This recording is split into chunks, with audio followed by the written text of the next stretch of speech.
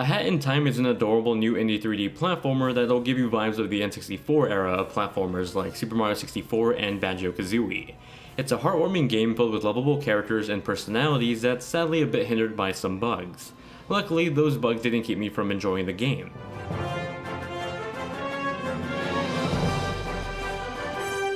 A Hat in Time has you play as a nameless little girl who I'm just going to refer to as Thug Muffin, as she's just as thug as she is every bit a little muffin. One day while traveling through space in her giant spaceship, Thug Muffin is blocked by a mafia boss looking to collect some money. Turns out that Thug Muffin flew through the airspace of the mafia-run world. After refusing to pay, the mafia boss breaks through the windows of the spaceship, not sure why that's even a thing in the first place, but as a result, Thug Muffin's fuel supply is launched into space and down to the planets below. Now Thug Muffin must travel to each of the 4 planets below her to retrieve her fuel supply in order to get back home. Throughout the game you'll run into other characters looking to use the power of the timepieces to fuel their own agendas.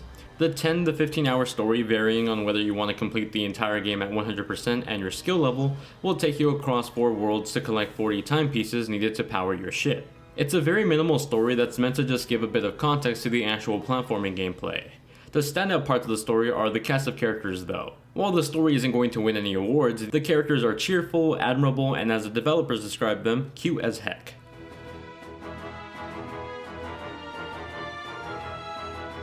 A Hat in Time completely gives you those vibes of playing an N64 3D platformer like Super Mario 64, and in fact some more modern 3D platformers like Mario Galaxy. The hub world is where you select your level and it's confined within Thug Muffin's spaceship. Just like Mario 64, sections of the ship or the hub world are blocked off until you meet a certain amount of timepieces, or the equivalent to stars in this game. To retrieve these timepieces, Thug Muffin must travel down to the planets below the ship, each themed with their own unique characters and aesthetics. These worlds feature plenty of things to do outside of the main objective missions to progress the story. The main story levels will usually give you an objective of completing a level within the themed open world you're on, or collecting a certain amount of objects to unlock a timepiece that's locked in a cage.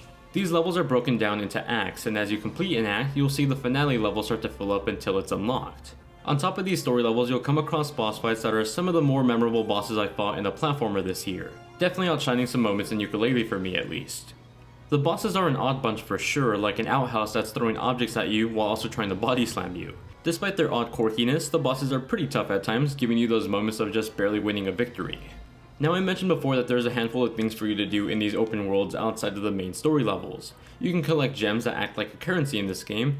They're used at times to unlock certain levels that are in a world, or also used to purchase pins that can be attached to your hat. That's sort of the odd thing about this game, that despite the fuel being timepieces and having a general theme of time to it, the game is more about Thug Muffin's hat rather than time. The pins you attach to her hat give you abilities like being able to use a hookshot or magnetically have the collectible items near you just come towards you. Hats also have their own unique abilities. For example, the top hat will tell you where the story objective is, while the speed hat will let you sprint through a terrain. These hats are formed with yarn that are scattered and hidden through each of the worlds you explore. Each of the levels have relics that you can find as well. These are like puzzle pieces that when combined together form a display piece of some sort, like a giant hamburger plushie. Completing these relics unlocks extra stages that have you collect pictures that essentially tell you the story of the world where the relic came from. In the end, when you start to collect most of the photos into the photo album, it starts to tell you a larger backstory of the game's main antagonist in the overarching narrative. In addition to all this, there are bonus levels that are more reminiscent of the stages in Super Mario Sunshine where you lost your flood pack. These levels are little glitches in time that send you into a different dimension, having you platform your way to a timepiece at the end of the stage. These sections are much more linear in design than the traditional main story levels that take place in the open world. It definitely does provide a nice change of pace and variety to the gameplay. So far, the way I've described the game, it comes off as a really solid platformer with an incredible personality, and that's true, but it's also in need of some more polishing. There were a handful of instances where I'd get stuck in an object or completely freeze mid-animation. For example, my character froze mid-hookshot animation and just sort of floated in space for a while until she hit a wall. Another instance, she froze mid-animation when interacting with one of the mafia bosses. Hitboxes could also be a bit better too. There's one boss in the first world in particular that has you jump onto a rolling ball in order to reach the boss to hit them. I couldn't tell which part of the ball would hurt me or not hurt me, since in terms of game mechanics, I'm supposed to use the ball to reach the boss. I also got stuck in a machine display piece in the second world, though I wasn't capturing gameplay at the time, so I don't have any footage of it. To put it simply though, this game can get pretty buggy, and while they do become distractions at times, they're minimal distractions that don't ruin the game for me. Regardless, it's something I wanted to mention since I don't think many people have mentioned the bugs in their reviews, though maybe I'm just the only one seeing them.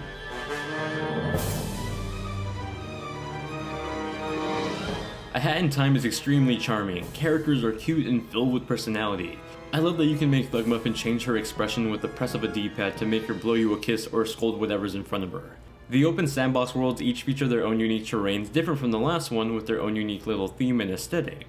Specifically, the third world is a standout for me, especially with it being October when I'm reviewing this game. It's a spooky themed world that's beautiful in design, especially when accompanied with a Thugmuffin wearing a cute little witch hat.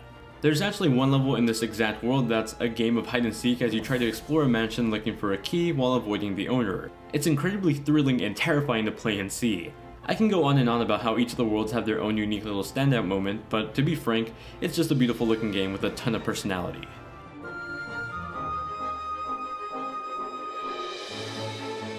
The music tracks in this game are delightful. Everything from the loud but fast-paced main theme that springs up the feeling of adventure to the Mafia Town theme that sparks that sense of exploration. They're all fantastic sounding music tracks. Each of the songs are perfectly fitting to the coordinating worlds that set up the right tones to fit their themes. This game also features voice acting, something I don't think you'd assume just by looking at the trailers. It's a bit weird because the voice acting is really well done, but when a game looks this cartoony and happy and peppy, I don't think you'd expect a very high-class voice acting job.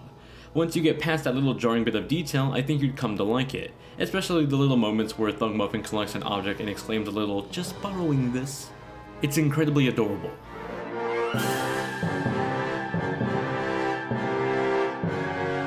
A Hat in Time is a marvelous addition to the 3D platformer genre, with games like Yooka-Laylee coming out this year trying to reignite the passion and love for the genre that was so prominent during the N64 era.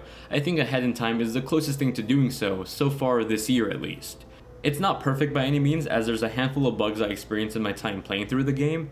Despite all that, I had a great time playing through the levels, collecting timepieces, and outfitting Thugmuffin with cute little hats that gave her more powers. It's definitely a game I'd recommend checking out, especially if you were looking forward to Yooka-Laylee and were let down by that game.